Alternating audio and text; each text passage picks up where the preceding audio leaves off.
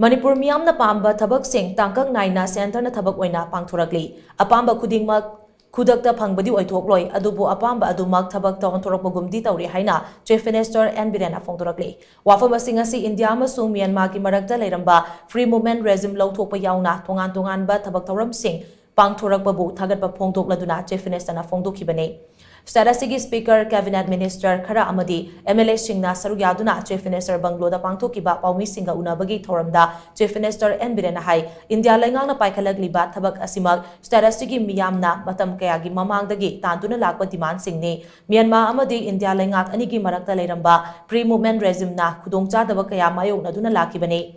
India lengang na Statasiga tainana leiriba Myanmar gi border fencing Tauragani Hairakpa si Pumnamaki Apambane. Border fencing asi ahanbagi oina kilometer amadi hybrid border fencing tauba haukrabane. Vulnerable oiba mafam singda hybrid fencing taugani. Makatana kilometer kunamasu fencing tauba haubaga loinana lemhauriba border Khudingmak fencing tauragani. Amaromda Statasida center gi ayaba yauraga population commission ama thamba ngamdana lakpadu Union Finance Minister na High Power Population Committee ama semlagani hairakpa sina Statasigi Meeyam na manglamba manglan mapau na halle haikibaga loinana Statasigi Meeyam na Pamba Thabak sing Thabak to Onthorakli basi oina ba khonabada thawai na ponthapi khraba athoba sing yum thadoktuna lanjanariba sing amadi Meeyam na hona kiba dugi mahaina ni haina mahangna phongdoki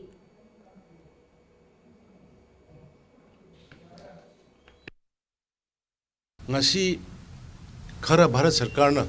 Population Commission की मतंग दा border fencing की मतंग दा free movement regime की मतंग दा लौबी रही ब step सिंग से positive होई ब यामना permanent होई न तुंगी मिरोल कया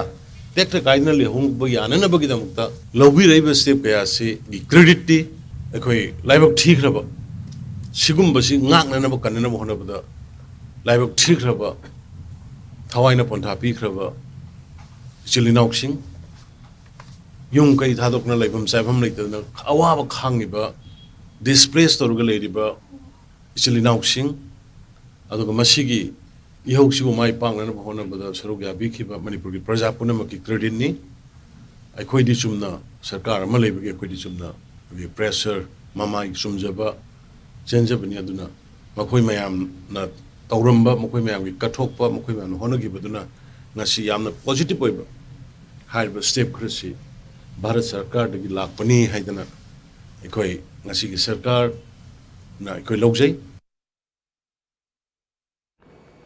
Chief Minister N Biren makatana hai mamangai gi yengnabada lamdamasida popi thabagi chang hanthare chaliba tha sigi manungda popi pambi sing yanthatpa loiragani hiramasigi matangda tongan ba district singi SP yauna mari lainaba singi mifam pangthoktuna paikhatpam thokba thabak sing paikhanaba khangan kiba laikre satellite mapping tawduna karamba mafamda popi pambi thai haibadu khangdokpa loire laingakna mayai kaba chinja ki mayokta chongsiliba waron drugs ta Meeyam na sogali Meeyam thoraktuna popi pambi Yanthatbagi thabak chatharakpasu yauribani haina mahagna makatana phongdoki hai riba lei riba popi khara hauriba si koi by the end of February thas hausi manunga loina thugaiba loina na bagi koi madugi forest department yauna forest ki kangbu ga yauna punna jointly NCB ne NAP ne state police ne se koi some area litan gi area khara da koi villager mayam thoga popi yanthatna tawbagi huji video mayam ubiramgani social media da ubiramgani hujik yam handare graph kari kari unarga koi even UAV pairaga koi survey taw ayam jaga da hana leiramba dagi yamna handanare popi thabase adna lokpagi si hujik lokpa matam ne hujik se aduna hujik lokpa horakpa sigaloina na haima mayam si yanthatna ba haidana ko yam kanna kaino tawbani mayamna yamna irang sina political division kari kari mayam sibo thawai yog drabra na traga don sang drabra na